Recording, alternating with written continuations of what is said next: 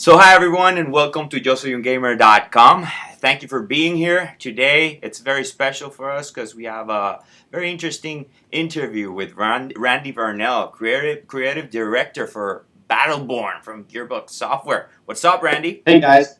Hey man, glad to be here. Glad to talk to you guys about the new game, Battleborn. Awesome. All right, for those of you who understand me right now, you have to know I do this in Spanish all the time, so English is not that easy for me.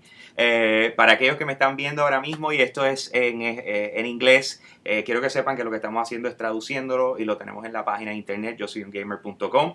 Así que voy a continuar en inglés porque el caballero lo que sabe en inglés. Okay? So, Randy, back to you, man. So I have a few questions for you, but we definitely have to start the correct way. So talk to me about Battleborn. What's it about? Does it have? Talk to me. So Battleborn is a new game in an epic universe, and I always love to start with the story first because we wanted to really crank that out of the park, right? We wanted a really epic setting. So with Battleborn, it's set in the far future at the end of the universe in which all of the stars are black. They're dead except one star, Solus. And all of those civilizations that used to live around those stars and planets have kind of picked up on and gotten in their spaceships, and they've traveled back to that last star. And there they find themselves kind of dividing back up into factions and fighting for survival, for power, for struggle. But it turns out there's a bigger enemy out there that actually threatens them all, an enemy called the Varelsi, who is taking that fight right to that last star. And so from among those factions, we have the Battleborn, heroes that have kind of set aside those deep differences and are now taking the fight back to the Varelsi and trying to save the last star and the universe itself. Battleborn is a game, we call it a hero shooter. It's a first-person shooter game. I mean, it plays right from that. You're looking down the sights of your gun or your bow or your fireball holding hands if you're playing like a magical class, or your swords if you're melee. And it's a hero shooter. You're playing first person, and then there are a ton of different characters to play. We've announced 9 so far, but all the way from melee characters to characters with guns, characters with bows, magic, swords, knives, you name it, we're trying to put it into Battleborn. Actually, and that's what I wanted to talk to you about, you know, the characters. Like, right now, after all I've seen and all the 9 characters, I got to tell you that Miko is my guy right now. It's like, I love him. When I saw him, I just remembered Shinobi, when he was throwing out the ninja stars, and I was like, man, this is awesome. I want to use them. So talk to me about the characters.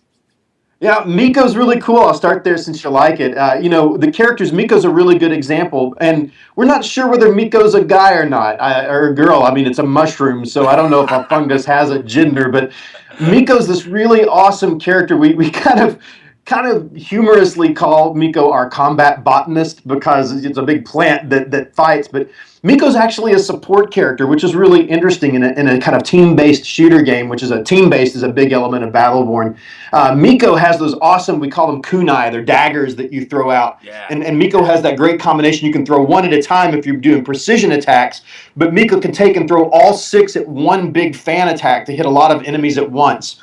What's really cool about Miko, and I'll use Miko to describe a little bit about how our leveling system works. So Battleborn, as well as being a shooter, has got that RPG mix in it, but it's a lot faster paced than most RPGs.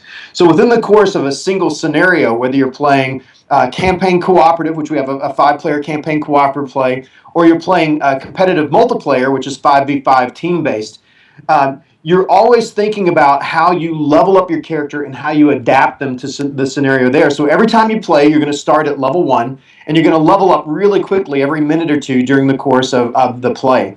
And you get to make choices. We have this great system we call the Helix system, where every level you get to choose between 2 ways to change up your character to adapt them to how you want to play with your team or against your opponents, right? So you get to make great choices. Miko has some neat things. Miko can choose to accent healing and become a better healer, or to kind of accent out that damage, right? Miko can add poison to a lot of those knives, so you not only get that initial damage on the attack, but it can do lingering poison on the foes. Awesome. But lots of different ways to do that. You can take that damage, and when you apply heals to your friendly players, they can take some of your poison damage on their attacks.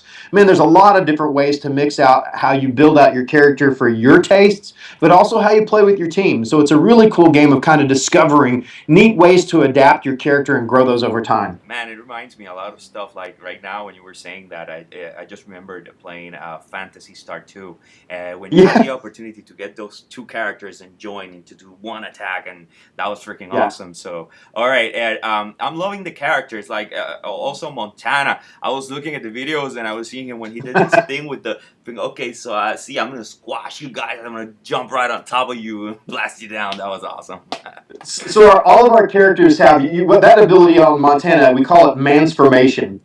And, Montana is already a huge tank of a guy, these massive shoulders and still tiny little head and tiny ankles, right? But all of our characters have an ultimate ability that you unlock several minutes into the game at level 7.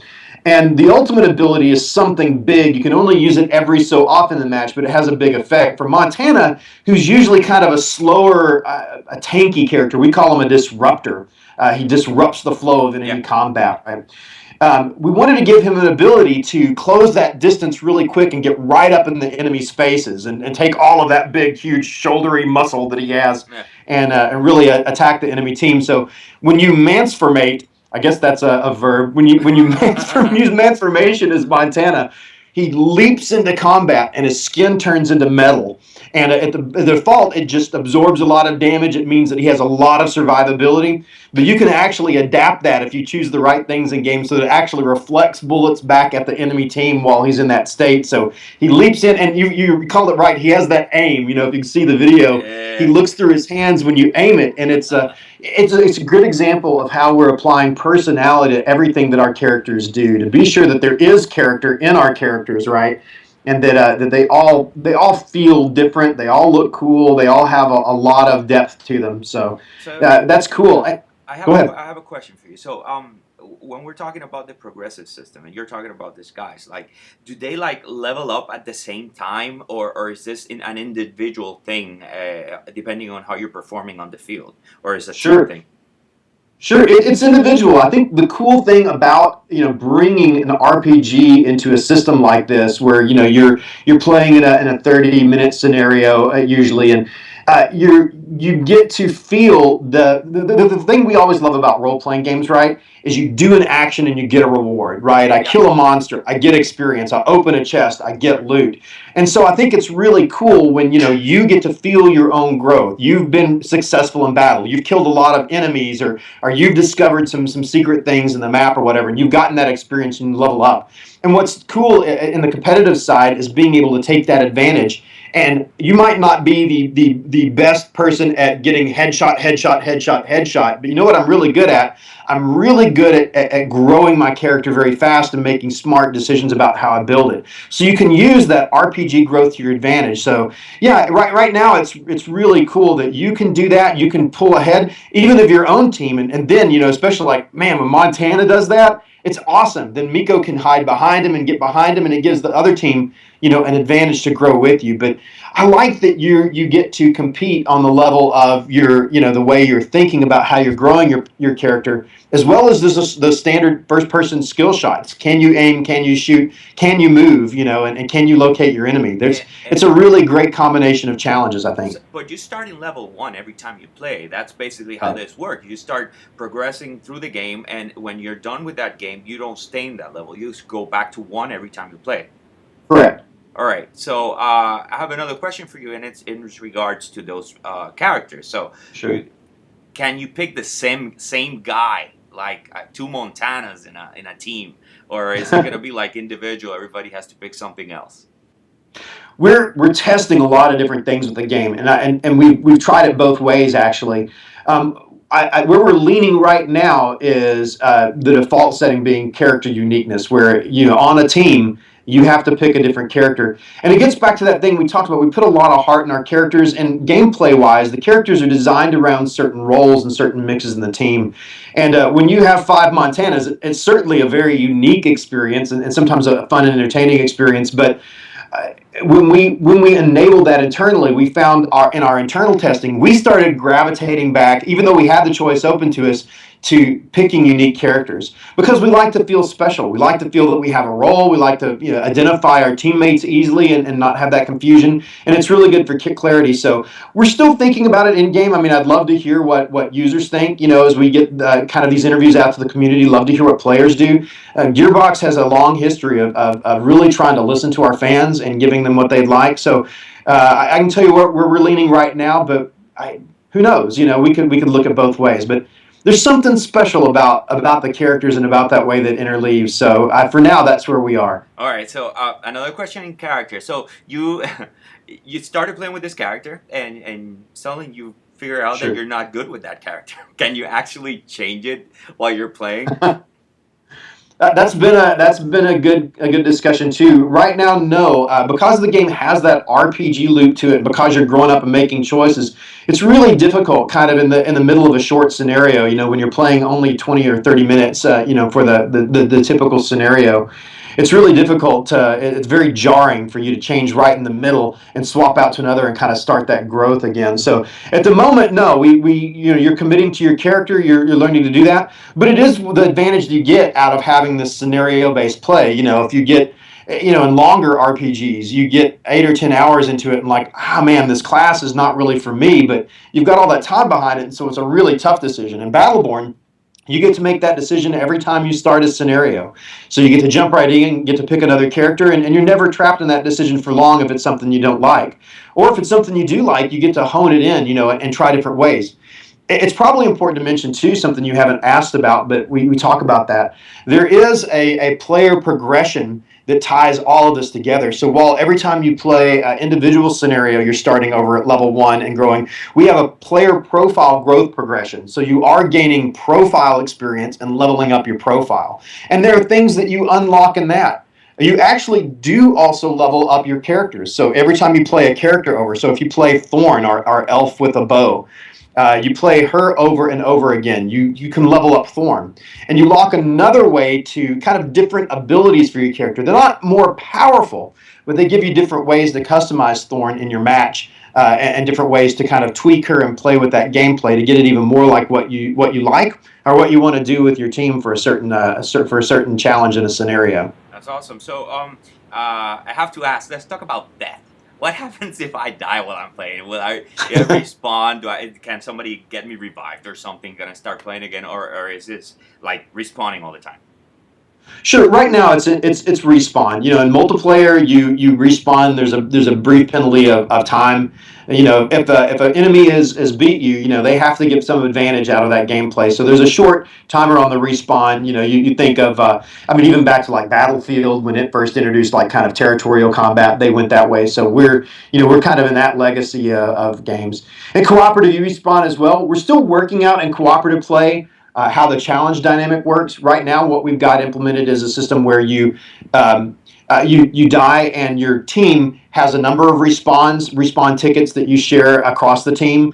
And so that's how the challenge goes in cooperative. It is possible to fail a cooperative scenario if you die too much. But, we'll adjust that difficulty and be sure that you're able to find a challenge that you're wanting to take on. So, advanced players will be able to hopefully, find a really good challenge for them that, you really don't want to die.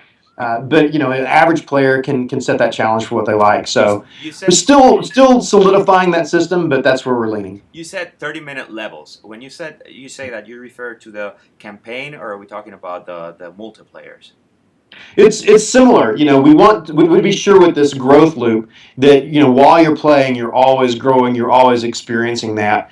And also, because we're really being sure to support console play well, we don't want to console on a shooter. You're used to, especially when you get into high action games. It really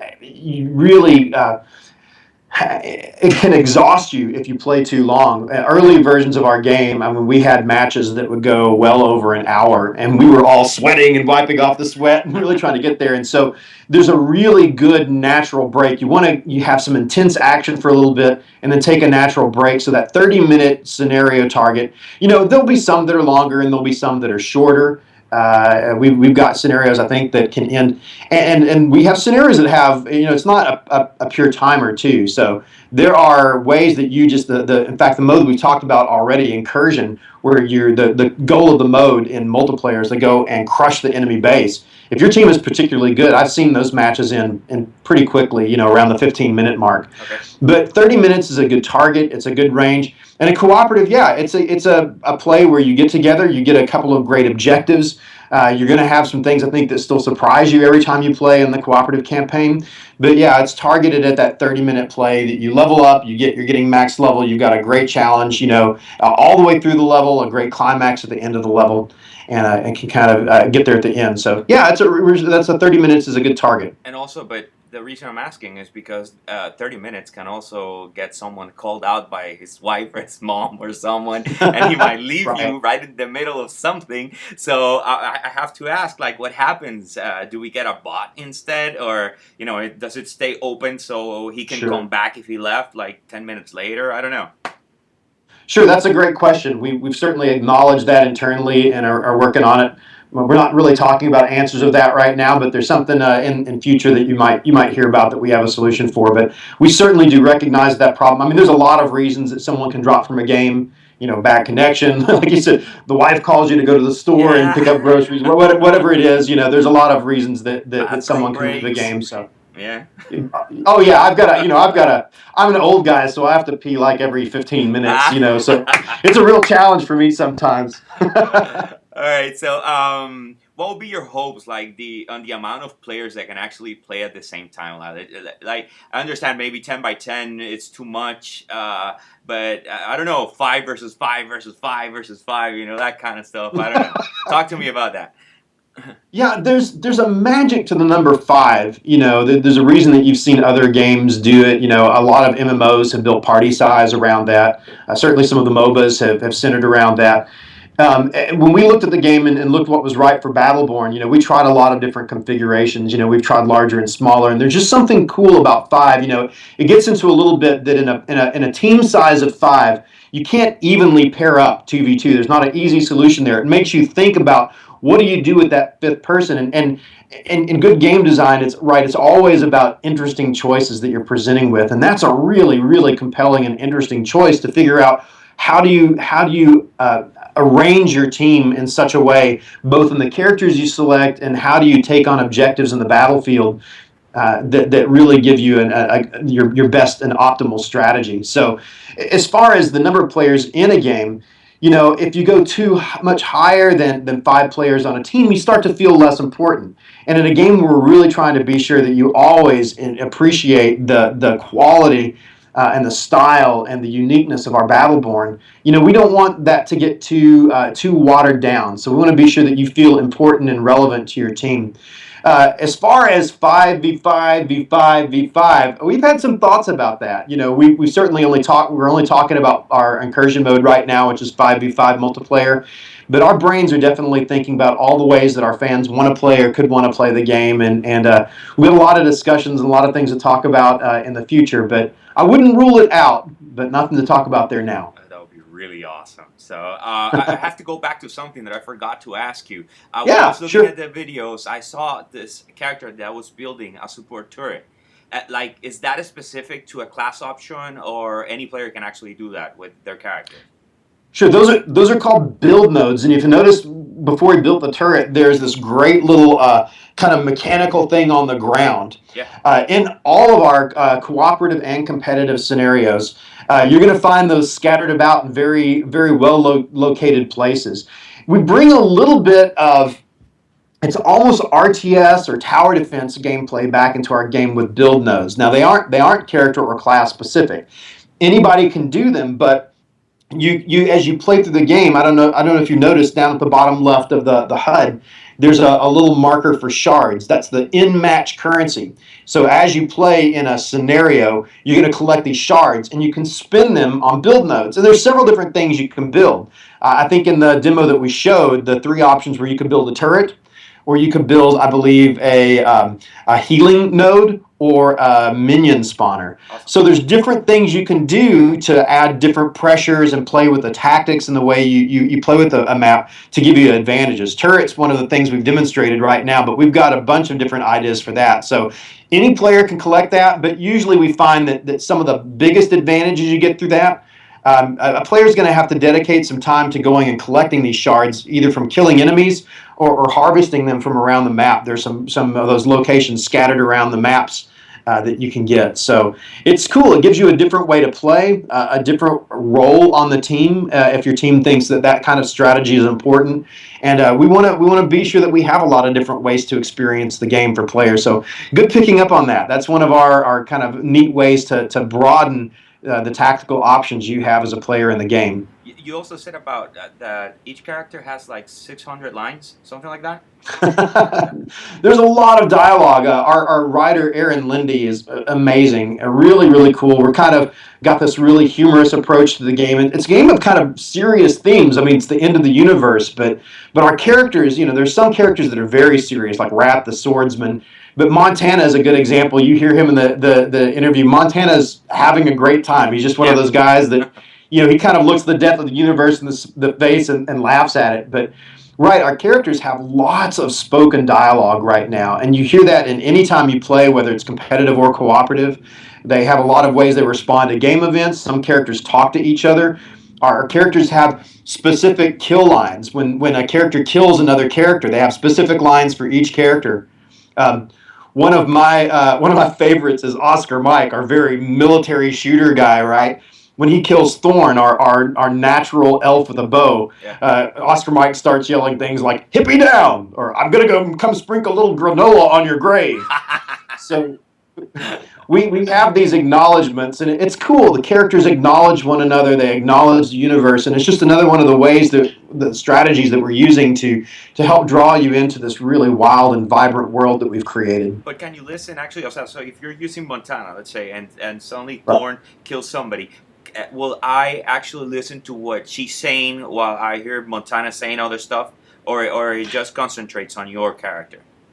No, you can hear some of the other characters. Certainly we have to make some smart decisions about how much you hear there, so the audio is not always playing on it. Yeah. So there's some balance and design that we do there that's pretty smart. But yeah, you can hear the other characters say their lines at times too. I think it's one of the things that really draws you in. In fact, we showed some we're playing with a new system too, where your characters can actually have what we call call and response. Okay. So you can say a line, another character can say a line in response to that, and your character can respond to that. So we have some of that depth going on too. We're just getting into the ground floor, so we'll see how far we can go on that. But it's really exciting when your characters talk to one another and acknowledge that and respond to specific lines. So again, it really tells you a lot about the character, how they feel about the world and universe, and just helps them feel more alive and more cool and exciting. So we're really excited about that. All right, so I'm going to close with this. With Borderlands, Gearbox took first-person shooters to places they rarely go, in terms of narrative, quirky visuals, and gameplay elements, to great critical and commercial success. So what do you think will be the biggest thing players will be most surprised about when they step into Battleborn? I know I've said characters over and over and over in this interview, but this really is a game about falling in love with the characters. We're giving you guys, players, a lot of different ways to play with the characters, both in cooperative and competitive. But the heart of the game is about these great characters. They are fully realized, fully rendered, first-person characters. They have a lot of heart. They have a lot of soul. There are some that are funny. There are some serious. Every type of gameplay you can imagine, with characters, a lot of different stuff, all the way from strong range to melee, magic, area characters, single target characters, control characters, tanky characters, fast characters, slow characters. We've got a character with jetpacks that jumps up in the air and uses that for mobility. I mean, we've got some crazy ambitious stuff going on with this game.